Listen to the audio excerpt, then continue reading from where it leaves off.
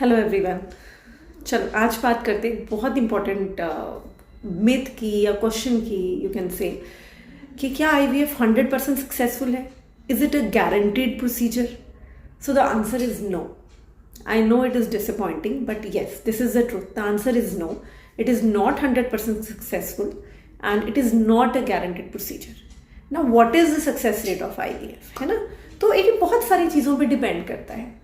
Most importantly the age of the female partner जिनका हम IVF कर रहे हैं. अगर एज 35 ईयर्स से कम है तो सक्सेस रेट बहुत अच्छा होता है. अगर 35 ईयर्स से ज़्यादा है तो थोड़ा कम हो जाता है. दूसरा, कारण क्या है कंसीव ना करने का? What is the reason of infertility in that particular couple? अगर ट्यूब्स ब्लॉक्ड हैं तो success rate is still good. क्या रीज़न? एग्स की कमी है.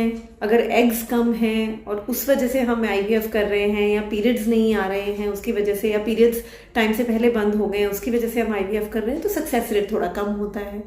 आपके यूट्रस की हेल्थ कैसी है, आपके ओवरीज की हेल्थ कैसी है, और डिपेंड करता है कि आप जहाँ से ट्रीटमेंट करवा रहे हैं वहाँ वो किस क्वालिटी के इंजेक्शंस यूज़ कर रहे हैं.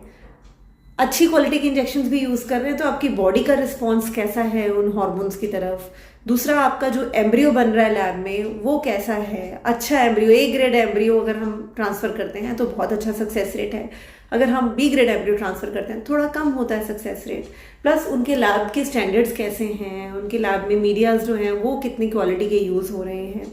तो इन सब चीज़ों पे बहुत सारे फैक्टर्स, ये मैंने बहुत थोड़े से गिनाए हैं, बहुत सारे फैक्टर्स हैं जिन पे आईवीएफ का सक्सेस रेट डिपेंड करता है. और मोटा मोटा in your first attempt of IVF the success rate varies from 30 to 40% till 70%. और अब आप बोलेंगे कि मैडम खर्चा हो जाता है, फिर भी 100% गारंटी नहीं है. बहुत सारे कपल्स आके बोलते हैं. तो आई वुड से ये जो हम 70% तक पहुँचे हैं ये बिकॉज साइंस ने इतनी तरक्की कर ली है कि अब हमारे इंजेक्शंस बहुत अच्छे आ गए हैं, अब हमारे लैब के स्टैंडर्ड्स बहुत अच्छे हो गए हैं, अब हम एम्ब्रियो बहुत अच्छा बनाने लग गए हैं, अब हमारी फ्रीजिंग के स्टैंडर्ड्स बहुत ज़्यादा बढ़ गए हैं, अब हमें दवाइयाँ इतनी सारी अच्छी आ गई हैं कि हम यूट्रस की, ओवरीज की हेल्थ को बेटर कर सकते हैं. जिनके एग्स कम हैं हम उनको भी बढ़ाने का ट्राई कर सकते हैं. अगर किसी की यूट्रस की लाइनिंग ही नहीं बनती है उसको बनाने के लिए बहुत सारे आजकल तरीके हैं जो हम अपना के प्रेगनेंसी दे सकते हैं. तो ये 70% पे हम अब पहुंचे, which is a very good percentage.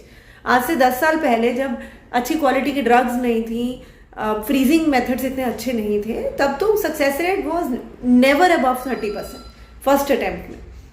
तो 70% इज एक्चुअली वेरी गुड. कुछ नहीं कराएंगे फिर तो हम 0% पे बैठे.